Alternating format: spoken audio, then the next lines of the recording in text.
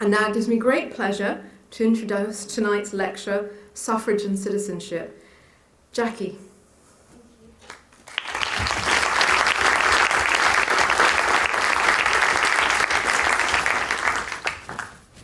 Well, first of all, thank you to everybody who's come out on such a horrible evening, but particular thanks to Councillor Williams and to Professor Gilchrist for that very, very kind introduction. So suffrage and citizenship, two things that go hand in hand. When we see contemporary newsreel footage, such as the communal outpouring of grief at the funeral of the suffragette martyr Emily Davidson, which has just flicked off the screen behind me, it's very easy to assume that those wonderful women dressed in white were part of an inclusive, cohesive, supportive and empathetic movement. It's like how people like to think of women, isn't it? But it was not. It was nothing of the sort. It was one of the longest, most divisive and fractious political campaigns of the modern period. It was fractious in the public response to the demand for votes, and even more so within its own ranks. It was riven with division about how the franchise might be achieved, and between the political organisations whose names are quite familiar to some of us. But the movement divided not only the public and suffrage organisations, but also it divided families. So let's have a quick look at those organisations. Now, I'm not going to make you look at that slide. That's a slide that I used to frighten my third years.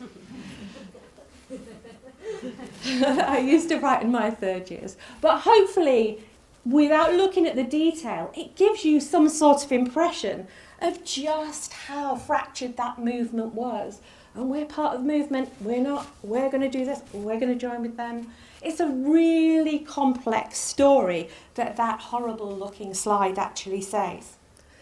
But today I'm going to restrict myself to two major groups. This is a little bit of a mouthful. So the suffragists of the National Union of Women's Suffrage Societies and the suffragettes of the National Women's Social and Political Union. And from here on in, I hope you can forgive me by referring to them as acronyms. But we have to get that right. There's an absolute Twitter storm out there at the moment about the correct use of the term suffragette in particular. But if you can forgive me, I will refer to them by their initials. As you can see from those two pictures, throughout the 19th century and into the early 20th century, a lot of individual societies existed. You can see a lot of them there on the branches of the tree. But in 1897, they all come together as the National Union of Women's Suffrage in those two slightly more unusual colours of red and green rather than the purple, white and green that we see more often. And they come together under the leadership of Millicent Fawcett. Just as a reminder, the NUWSS petitioned and lobbied within the law. Their appeal was for universal or manhood suffrage, votes for everybody, without any property qualification. That's votes for everyone, regardless of their gender. And it was by far the biggest suffrage organisation, 50,000 at its height in 1913. And their peaceful constitutional campaign progressed alongside all the headline-grabbing militancy of the WSPU. These were the suffragists, and the organisation sat quite comfortably alongside the emerging labour movement. To the right, we see the WSPU. And the WSPU was founded in 1903 by Emmeline Pankhurst, who'd become increasingly frustrated by the lack of progress of that constitutional, law-abiding NWSS. And they were a little different. They had a female-only membership and demanded immediate enfranchisement on the same terms as men, no matter what those terms were. So in effect, with or without the property qualification. Well, they didn't get very far initially either. And with a continued lack of success, by 1905, the WSPU become the creatures that we see in the news footage, and they adopt a much more militant tone, often violent campaigns against people and property, which escalate year on year on year as the frustration grows and grows and grows. The WSPU had been affiliated to the Labour movement. Emmeline Pankhurst's husband, Richard, was a socialist radical before his untimely death. But by 1907, the WSPU cut all its socialist roots. The WSPU are not the only militant group. The Women's Freedom League deserve a mention too. They were also militant,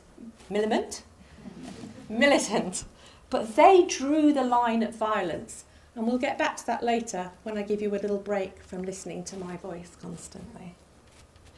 So, the NUWSS membership consisted of the middle, upper working class and working class women, but the leadership and membership of the WSPU was distinctly more middle class.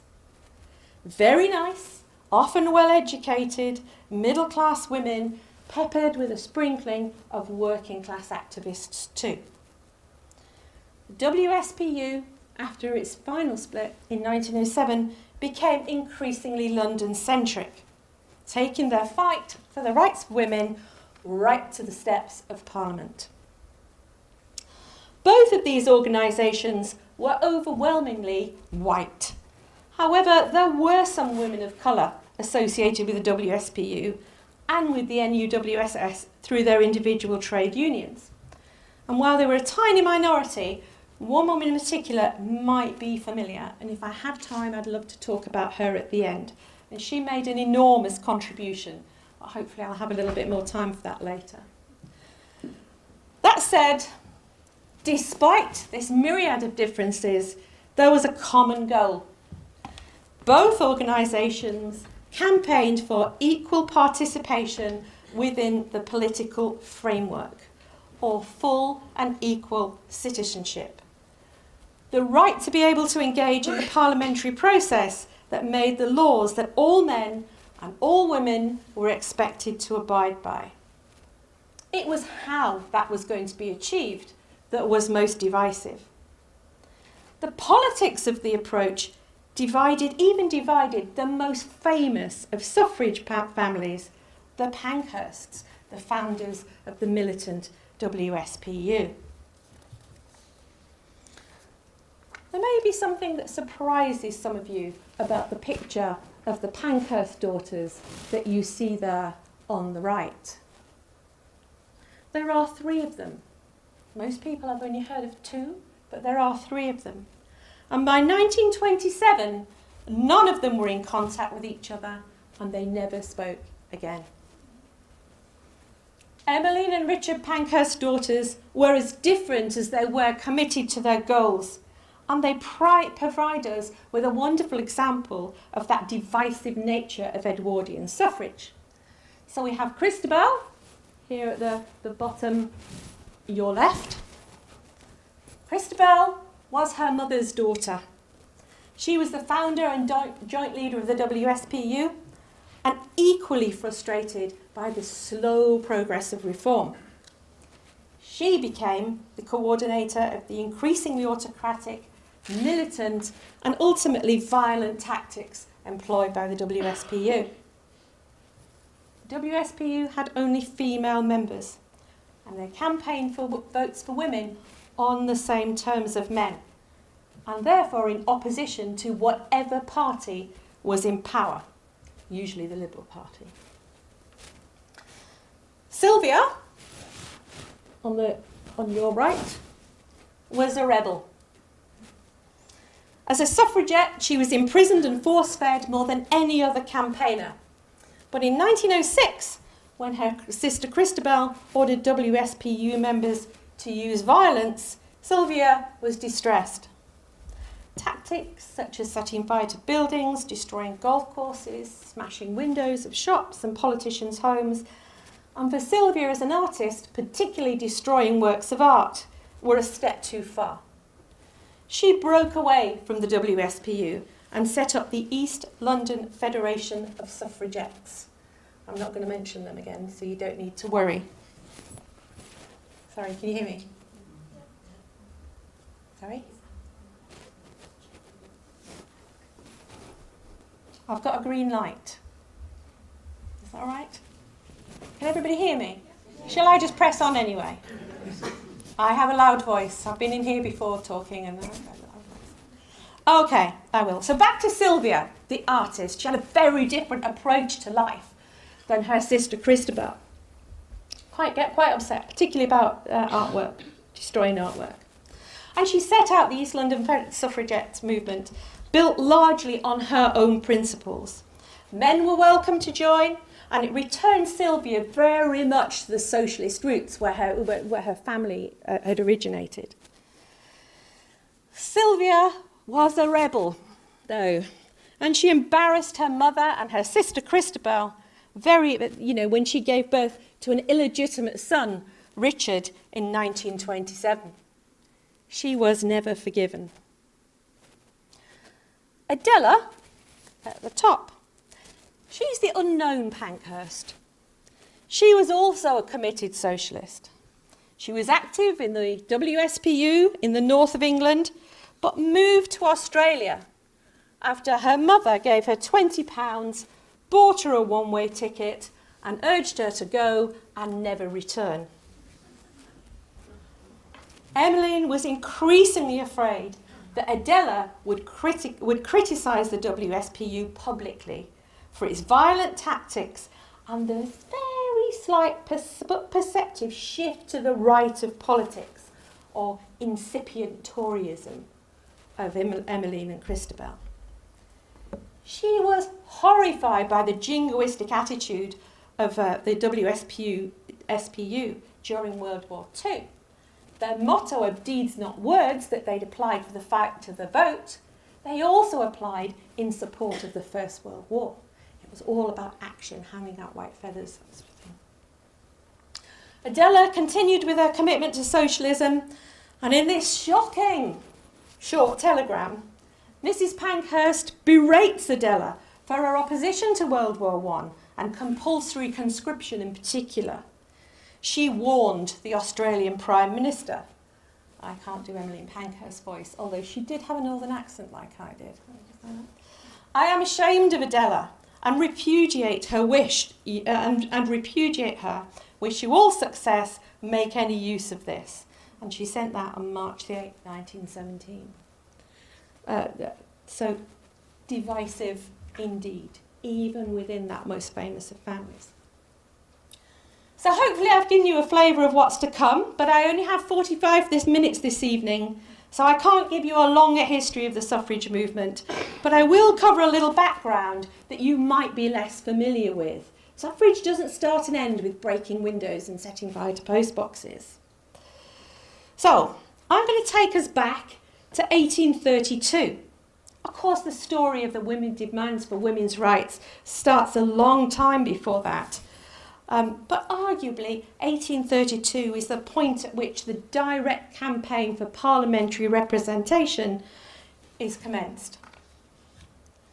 Campaigns for women's rights up to that point, campaigns for women's rights that made up much of female political activity between 1832 and about 1870, which largely centred on the politics of the home. Early women's politics was defined by the societal notion of separate spheres. That determined that a woman's inherent qualities suited her to life within the home and the family.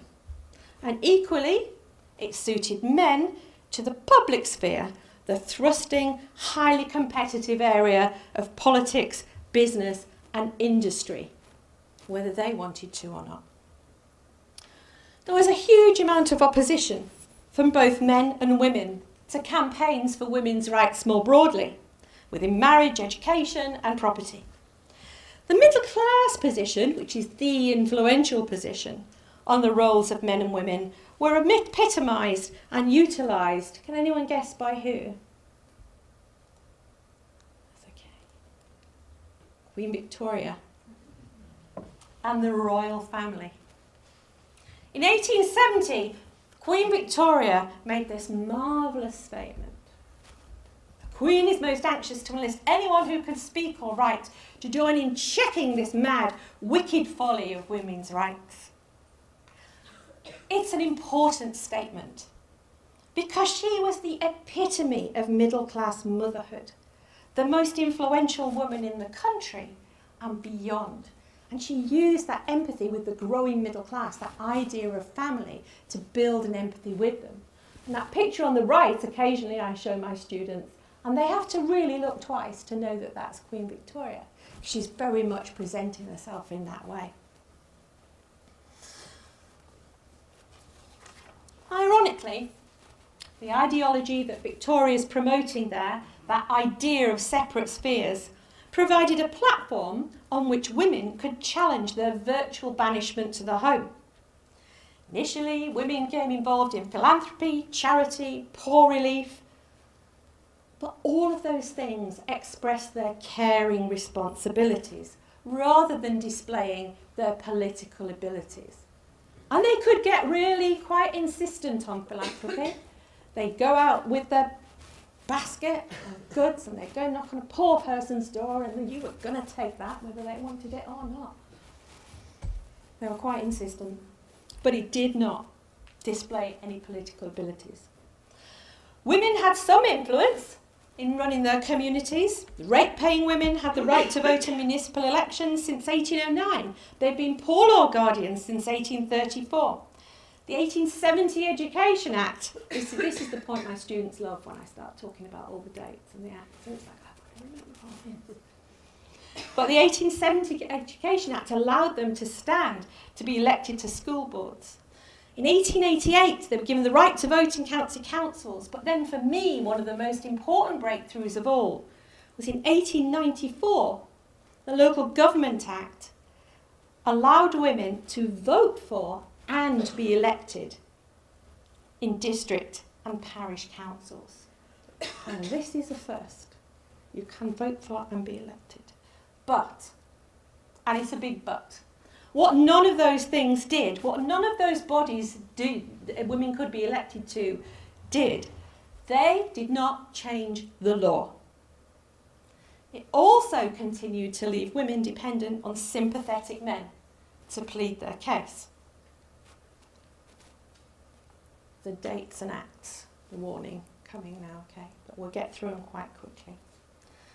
But parliamentary history really does first start with the first Reform Act, and also, at the same time, the first petition that I've found presented to Parliament by a woman asking for the vote.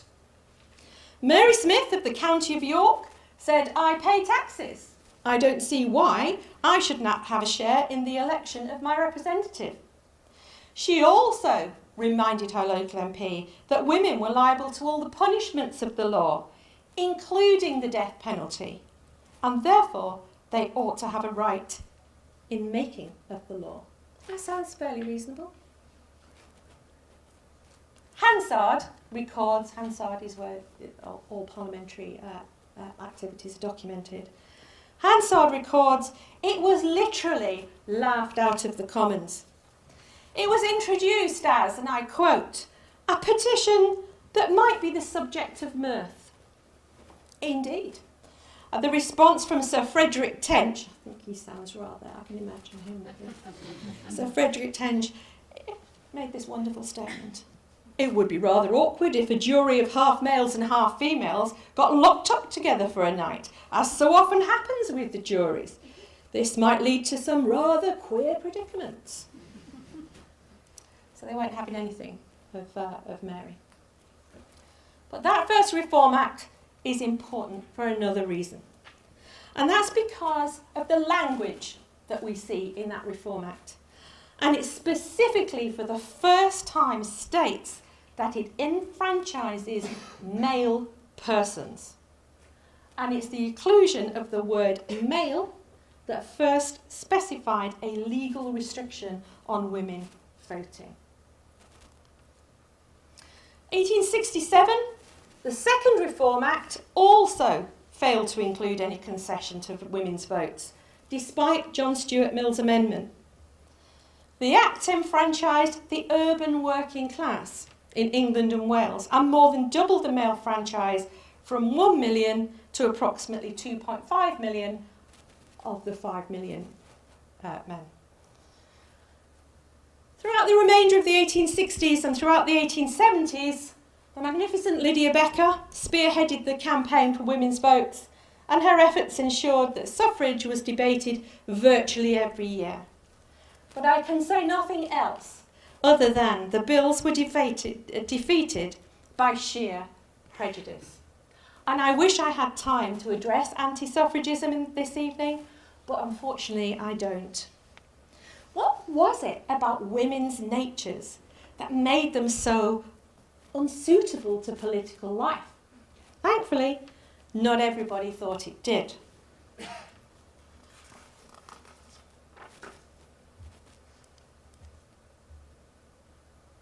There we go.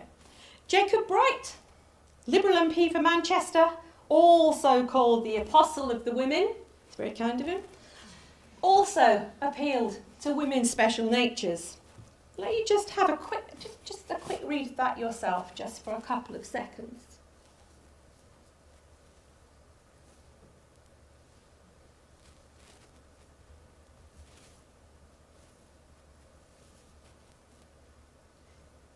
Now, at first sight, this looks marvellous.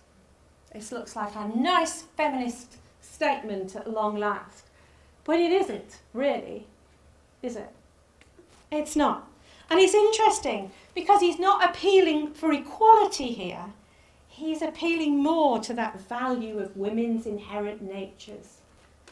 It's an appeal to difference. It's not an appeal for equal rights. We need to be really, really careful with some of this early suffrage language to eke out these differences. There was a third Reform Act in 1884 that extended the franchise to most men paying an annual rent of £10 or those holding land valued at £10. So if you had your tenner in your pocket, you had a vote. Although the size of the electorate does increase again, only about 60% of men are still eligible to vote. But there's a problem here. There's a problem for women here.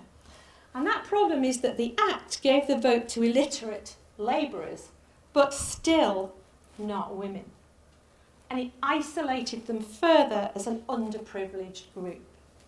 Farm labourers are late in getting the vote because they often lived in tied housing and they were subject to their masters' or the landowners' political pressure. And it's a very, very similar argument to denying the women's vote on account it would give the husband or father, in effect, 2 votes. So we still have no joy. The Third Reform Act led to this situation. This is really famous, but I still never tire of seeing it. What a woman may be and not yet have the vote, and what a man you may and not yet lose the vote. So we end up in a really difficult situation. The final debacle that sent everyone over the edge was the Conciliation Bill in between 1910 and 1912, which proposed a suffrage amendment to the existing franchise, which the Liberal government promised honest to goodness that they would consider. After several readings, the bill failed. The government proposed further extension to male suffrage instead. Women remained in the state, but not of the state. Now, by the time we get to the Edwardian period, the early 1900s, it's clear to see that there is another divisive issue at play here. And that's the issue of party politics. You can see from those reform bills that party politics has a great deal of influence. And it's very simple. No party in government would enfranchise a section of society that would supply their opposition with potential new voters. Hence, suffrage was largely a non-party affair. As such, it finds itself at odds with the parliamentary system. And I'm going to talk a little bit more about that in a second. there's also the issue of women themselves. The majority of women were unconcerned with the vote. They were quite happy with the status quo. Of those women who were involved were generally thought to be, or explained to be, two types of women.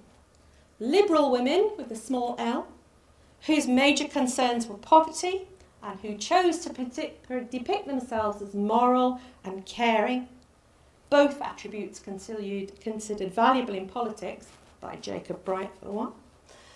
On the other hand, there were overtly feminist women, and it's the first time I've used the word feminist, I think, at this point. And they were increasingly concerned and demanded equality, and their major focus was the vote. The latter would argue that the special qualities of women, expounded by Bright, tended to tie them to the home. It kept them at home. There's also the issue of married women. Oh, this gets really awkward. It does get very awkward. Before 1870, everybody was a suffragist. There were no suffragettes. And yet even at this point, they couldn't all agree on the subject of married women and the vote. Why? Because women were under the influence of their husbands. In 1874, William Forsyth MP announced he was willing to promote a bill that would grant single, but not married women the vote. Lydia Becker, who was kind of the person in charge in this period, whom we see there in the middle, who was unmarried herself, supported this proposal, although she claimed that this would be a short-term strategy. Married suffrage campaigners, such as the widowed Emmeline Pankhurst, were outraged. But there was another issue besides marital status of women, and it's this thorny issue of class and political loyalty. Suffrage often made it difficult for women to balance their political loyalties when their parties manifestly opposed suffrage. For working class women, this was especially problematic because they were effectively forced to choose between their gender and their class. Working class women leaned towards the NUWSS because they simply couldn't afford militancy. They had jobs and families who relied on their support and often their income. They couldn't afford time away from work, and the risk of a stretching holiday, that was never going to work. The WSPU also struggled with their message on the same terms as men, because universal adult suffrage needed to ensure the removal of the property qualification. Otherwise, the vote was pointless. It was useless to working class or poorer women. They were never going to meet that qualification. The growing labour movement, firmly entrenched in the North, had a socialist ideology which was class-oriented, and again forced women to choose between their class and their gender. They were a new party, carving out a new political space, not dealing with an established one, and the working class needed political solidarity. A tiny bit more politics and then I'll move on. Okay. Socialist ideology became more influential after 1893 with the formation of the Independent Labour Party. The ILP advocated universal suffrage, the vote for men and women, which inevitably meant a lack of support within the party for a separate women's suffrage bill. It's not easy, this stuff, is it? It's messy. Now you know why that diagram was so messy. It is messy. The ILP were ambivalent because the WSPU repeated their demand for vote on the same terms as men. No good to them. All that was going to do was enfranchise propertied middle and upper class women who traditionally voted Conservative. There were also many working class men that didn't have the vote. So the ILP, the socialist movement, felt that it was in a bit of a bind. WSPU didn't think it was a bind. They'd had enough, and they severed all links with them in 1907. The NUWSS focused with the labour movement on universal adult suffrage, but they remained concerned about that continuing property qualification. The issue also split the Liberal Party, who opposed suffrage. Arguably, the Liberals also realised that the continued property qualification potentially mean enfranchising one of the most conservative elements of the population. The fear was that those rich landowners would enfranchise their wives and daughters by granting them property and effectively giving themselves multiple Tory votes. The Conservative Party had an individualist stance on suffrage. They were keen to maintain the balance of the franchise in their favour, though the most conservative elements of the Conservative Party were notoriously anti-suffrage. In 1907, W.H. Dickinson proposed a women's suffrage bill and proposed franchise on the same terms as men. And the Liberals under Campbell Bannerman said no, because it would increase that property qualification. The Liberals were never going to pass that bill. No government were going to support that bill. And so the bill didn't proceed. And despite mass marches and protests in 1909, Liberal Asquith threatened to go one step further, grant universal manhood suffrage without any provision for these pesky women. And suffrage campaigners were concerned about that. They were worried that if all men had votes, that the issue of votes for women would be forgotten. It's going on and on and on and on. In 1911, Asquith once again quashed a private member's bill, the Conciliation Bill, and quite frankly, the WSPU go nuts.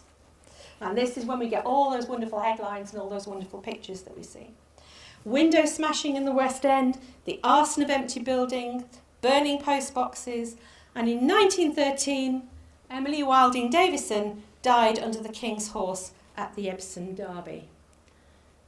The suffrage movement had what the government had been dreading. The suffrage movement had its martyr. It's actually Emily Wilding Davidson's birthday today. She was born 145 years ago.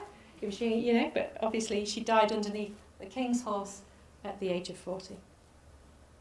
So while militancy made the headlines, it was denounced by Fawcett and the NUWSS as reckless and harmful to the women's cause.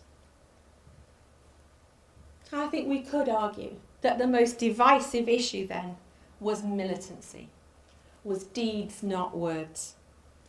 Emmeline Pankhurst insisted that militancy made women's suffrage a matter of news, breathed a new life into the old suffrage societies. They increased crowds at suffrage meetings. Pankhurst didn't care why. They were coming for support or they were coming for spectacle. It kept them in the news. But militancy wasn't only about physical disobedience. It was also a programme of non-payment of taxes and non-cooperation with the authorities, or civil disobedience. It focused pressure on the Liberal Party and their leadership.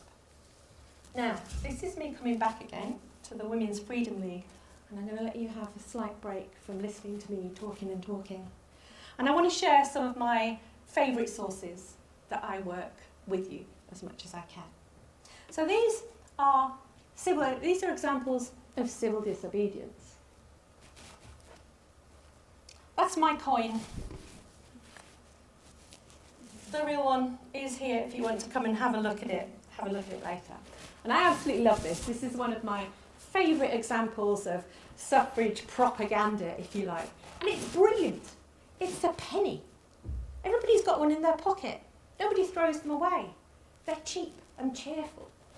But I love this one because the more and more and more that the suffrage campaigners got nowhere with Parliament, they decided to move one step up and went to the King. And if you look at that image there, you can see they've been very carefully placed, those letters. What's the King thinking? The King's not saying anything, and we'll leave the one across his neck to your imagination.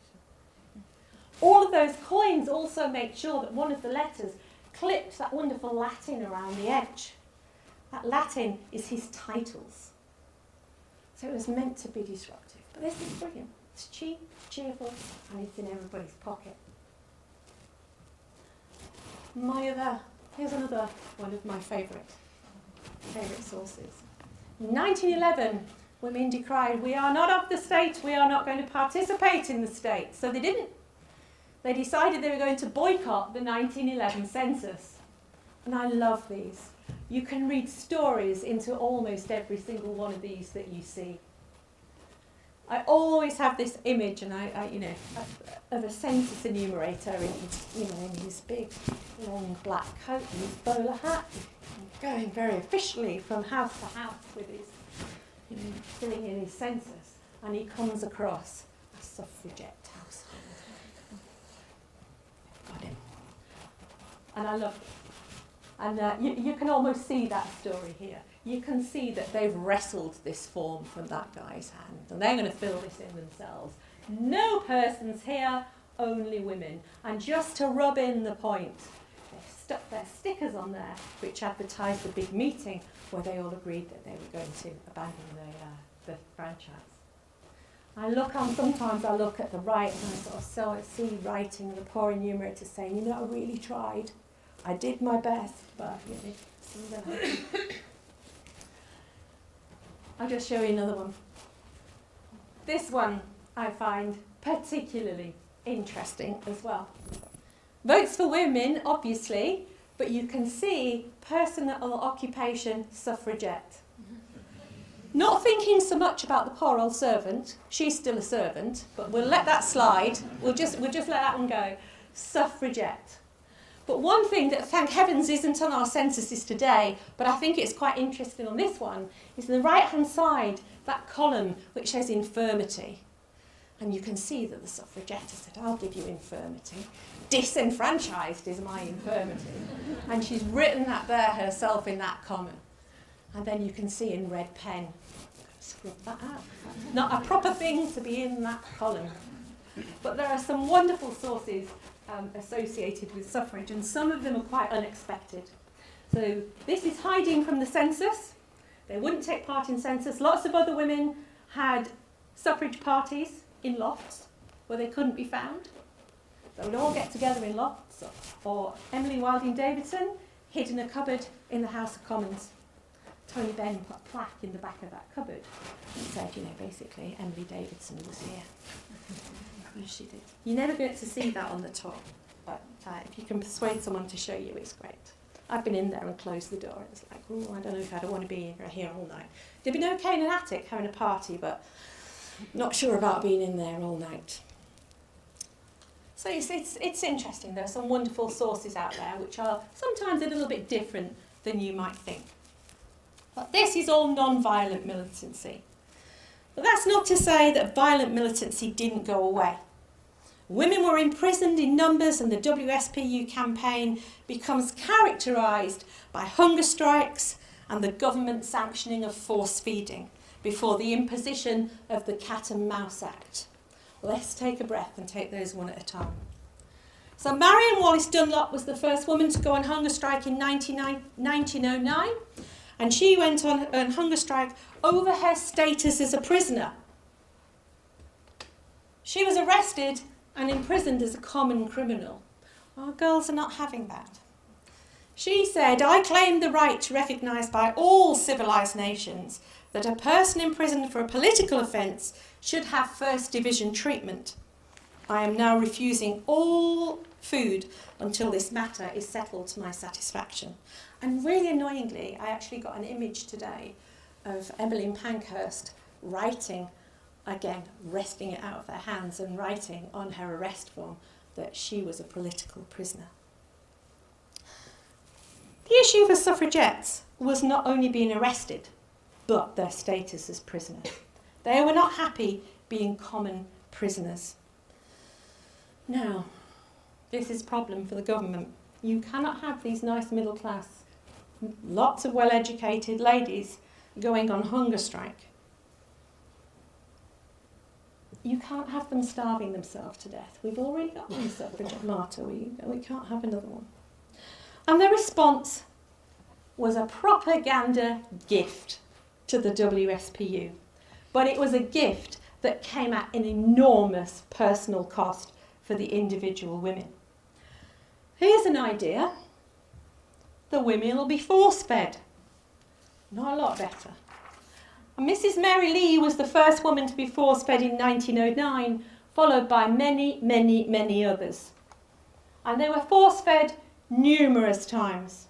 When they came out of the prison, the suffragettes told in every disgusting detail what force-feeding entailed. It was printed on postcards and described in every tortuous detail in its own publications. And I think these two are interesting in themselves, because you have here a direct attack on the Liberal government. And I don't think it's any coincidence that the guy actually doing the first feeding looks a tad like Lloyd George. Yeah? So it wasn't the best idea. And then on the right, the Suffragette is the magazine of the WSPU, and that's an altogether, I think, more harrowing image. But it was a propaganda gift to the WSPU.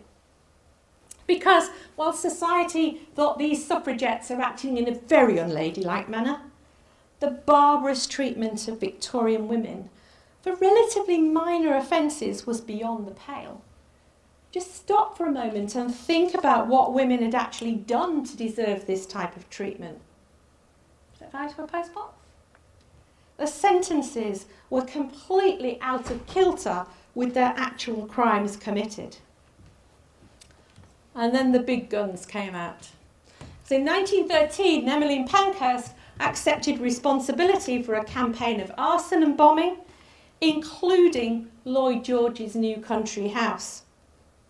She was sentenced to 3 years hard labour, and the government had to think very hard about this. How were they going to prevent her from going on hunger strike? So in April 1913, they had another great idea. They introduced the Prisoners' Temporary Release Bill, or the Cat and Mouse Act. And here again, that marvellous idea of the Liberal government, and the poster is absolutely directed at them. Women were just better. We were just better at propaganda. But what this actually does, it allows the release of offenders on licence with the provision that once all women were well again, or in the event of a subsequent event being committed, their licence would be cancelled and the offenders rearrested. And it was called the Cat and Mouse Act because suffragettes did everything they could to avoid being recaptured. They dressed up as other people, they were in and out of safe houses. It was really the police chasing them round, the women hopefully escaping, and then off there. It was a bit like Keystone Cops, I think, in the 1920s, chasing each other.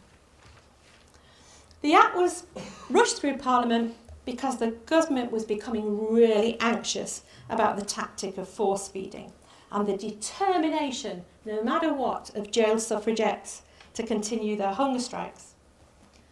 As a result of this act, suffragettes were no longer force-fed while in prison, and instead they were released when they were in a state of extreme weakness, and therefore the government could not be responsible for any harm that came to them. Thank you very much, that's wonderful. The Act did nothing to deter women from their violent campaigns. Okay. So despite stepping up militant action and an increasing number of women in prison, there are still significant splits in the WSPU over centralised control.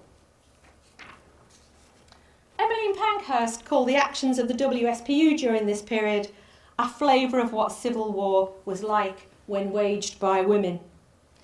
If you agree that it was the militancy of the WSPU that secured the vote for women, then we must also acknowledge that the militant campaign is the only successful campaign in Britain secured through the use of violence. The NUWS are quiet, but they are carrying on along. But what they still have in common is the demand for equal participation. So why do women get the vote in 1918? There's no single answer to this question, and historians can never agree on the subject. But inevitably, it was the social and economic changes wrought by World War I, Women had stepped out of the home and done their bits in vital war work. No one was keen to return to the violence of pre-1914, and Britain was a nation in severe economic depression. It was exhausted by war. People needed to pull together and recover. Women needed to return home and not to militancy. Young working class men who'd fought in the trenches also had to be given the vote. To fail to make any concession to votes for women in that environment would have been disastrous. There was overwhelming public support for women's suffrage, and for any party to ignore it would have been political suicide or electoral suicide. Representation of the People Act of 1918 gave votes to all men over the age of 21 and some women. But why 30 for women? Why women over 30? Well, women over 30 were thought to be wives and mothers and thus less radical, and ironically, it excludes a lot of suffragettes from the vote. But first and foremost, it ensured that women would not become the majority of the electorate, because heaven forbid if all the women voted for women, the world would come to an end. So, for me though, in my research, there is another equally famous act. It's not famous at all actually. There's another little act that sneaks through Parliament. It's one of the shortest acts in British history. It's 27 or 28 words. And it flutters through Parliament, almost unobserved. And it's this one, the Parliament Qualification of Women Act. And it allows women to stand as MPs. Women could vote and stand as candidates for the first time in the general election of 1918. In fact, if you think about the age range, you could have a woman stand for an MP at the age of 21, but not actually be able to vote for herself, which did happen in the case of Jenny Lee. But it could be argued, and I would argue, that without this small and quietly passed act, and despite women having the vote, women would still not have had political equality. Women in theory were full and equal citizens and fully integrated into the British polity. And thus, with this little act, in theory, they could become part of the party elite. I think we all know how that went. I think we're still waiting for that one, aren't we? It remained elusive, to say the least. 70 women stood in the election of 1918, December 1918. Only one was elected, Countess Markowitz of Sinn Féin, but as a member of Sinn Féin, she didn't take her seat at Westminster. Instead, the American socialite Nancy Astor occupied it, winning a by-election in Plymouth Sutton the following year. After her husband went off to the Lords, Astor was elected to his seat. She was democratically elected in a by-election to his seat. She was an odd first MP. Her election wasn't heralded as a great success by the suffrage groups and the characters that we've talked about. Really, it undermined, you could argue that it undermined her entire campaign. Nancy, however, was as tough as old boots. The House of Commons was an absolute bear pit, and men that she talked to and known socially refused to talk to her in Parliament. When she asked them why, they said, "We hope to freeze you out." The world did not end because women entered the House of Commons. Women were eventually given the right to vote in 1928, despite the vociferous objections of the Conservative Party. Suffrage remains divisive, absolutely, to the bitter end. For me, I find it stunning that we're standing on the cusp of only 100 years of women having the vote. And sadly, I believe a lot of people have little idea of how recently this and much, much wider battles for equality were won. Talked about women's journey to the House of Commons, but there's another anniversary in 1918 too. It will be 60 years since women were allowed to sit in the House of Lords, well within living memory, but not mine. There are other dimensions to the British suffrage which I am going to apologise for and say I don't have time to discuss here. There were men involved in suffrage and committed to the cause, although the British suffrage movement, as I mentioned earlier, was predominantly white. There were a small but significant number of women of colour working alongside white suffragettes. These were women whose husbands had been officials in the British government or those who'd been impacted by the government.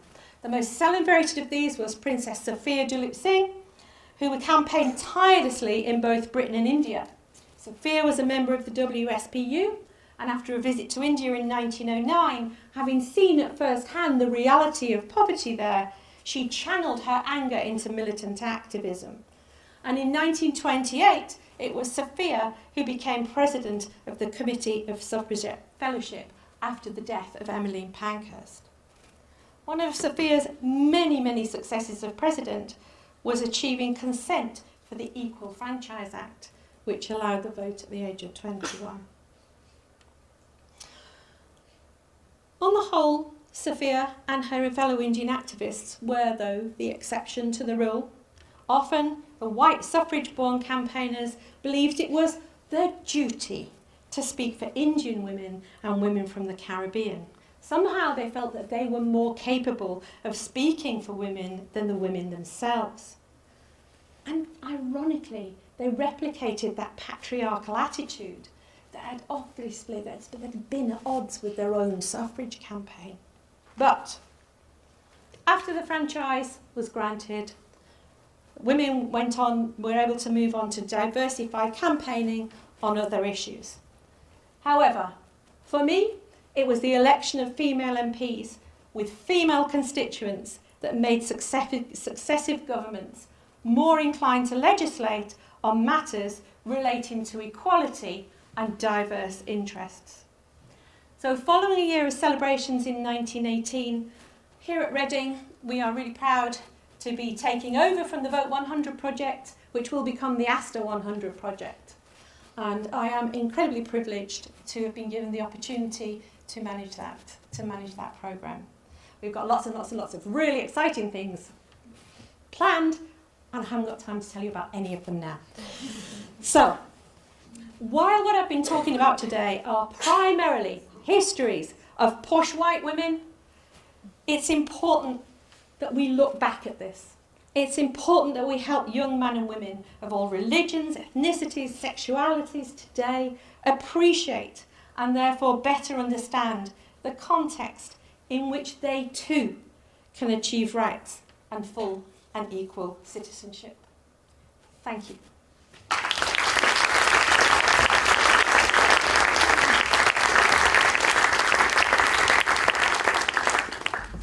Thank you, Jackie, for a superb lecture. We do have a few minutes for some questions from the audience for our speaker. We have some people with microphones who will come and find you if you have a question and want to put your hand up. While you're thinking about it, I'll ask my question. I wanted to ask you, Jackie, you mentioned feminism very, very briefly. I did. Just once, I think. Can you say a little bit about whether you see the suffragettes as the first wave feminists? I think I do. I think they definitely are. It's always a contentious question about what is feminism and whether these women were feminists. Because you find Christabel, Pankhurst in particular, looking back at the women of the 1920s in their flapper skirts and their makeup and thinking, is this what it was all about? Is this why we did it? But it is feminism because those women had a choice. And that choice, I think, comes from their political inclusion. It didn't change their lives, it didn't change their social lives, and when second wave feminists look back on first wave feminism, they say, thank you very much for the vote, but actually we have a lot more to do for our own economic and sexual freedom as well. So I think they are first wave feminists, but I think second wave feminists look back at them and think that they're quite conservative first, with a small c, conservative first wave feminists. Thank you. Can you just wait for the microphone, please? Thank you. It's not been working for me, but I've got a loud voice anyway. You were reluctant, is it working? Yes, it is. To bombard us with dates. I was. But if you did say when Mary Smith made her first petition, I missed it. So 1832. it was before So the she Great made Reform. that petition, Yeah. and they had a really good laugh about it. And then they passed the first Reform Act in 1832 Yeah. and enfranchised male persons. Thank you for making that clear. Actually, you've got the microphone. Go Yeah. ahead. Yes, thank Once you. you've got it, that's it. I understand that in New Zealand, women were allowed the vote much earlier. Why do you think they were more successful in obtaining the vote?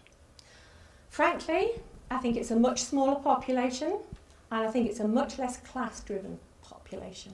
I think there's much less deference to class when it comes there. Because when you look at some of the political parties, you can almost divide them by class and almost by religion as well. You know, it's a bit of a caricature and it's a bit of an easy point for me to make. But you look at the Conservative Party, they're quite often upper working class business owners. They're quite often Anglicans as well. You know, you get Anglican bishops and Anglican vicars actually on the hustings. Liberals, you see that non-conformity, that upper working class and middle class. And I think that was less prevalent in places like New Zealand. I think it was a new country and I think it was less prevalent there. That said, the French didn't get the vote until 1945. The Swiss till the 1970s. Qatar, sorry, I'm going to get on my soapbox. No, I'm going to get on my soapbox. let's not Qatar, get World Cup, not yet. But anyway, we'll let that go. Thank you. Thank you. Very much enjoyed that, Jackie. Thank you. Thank you. A couple of points about politics. It's true, isn't it, that back in around about 1911, there was quite a substantial majority in the House of Commons for giving votes to women. A couple of the bills passed quite easily. The problem was that the Prime Minister Asquith was against. He was. And it's very hard to get something through in our system against a Prime Minister. As soon as the Prime Minister changed 1916-17, the bill went through very quickly. So It took us if a you, while to get there before it went through quickly, though. well, yeah, but as soon as, my point there about, change of Prime Minister is that as soon as the Prime Minister changed, the bill went through in I think, first in 1917 in a matter of months. The other point was that it was very difficult, wasn't it, to give votes to women when not all men had the vote. Because if you gave the vote to all women when only, say, 70% of men had the vote, that would be politically impossible. If you gave it to just those women who in their own right would qualify for the vote under the property laws, there would not be very many of them, because a lot of women didn't own property in their own right. So the logjam was the fact that not all men had the vote, and when that was broken in the Act of 1918, it opened the way to women getting the vote, albeit on not on equal basis, of course.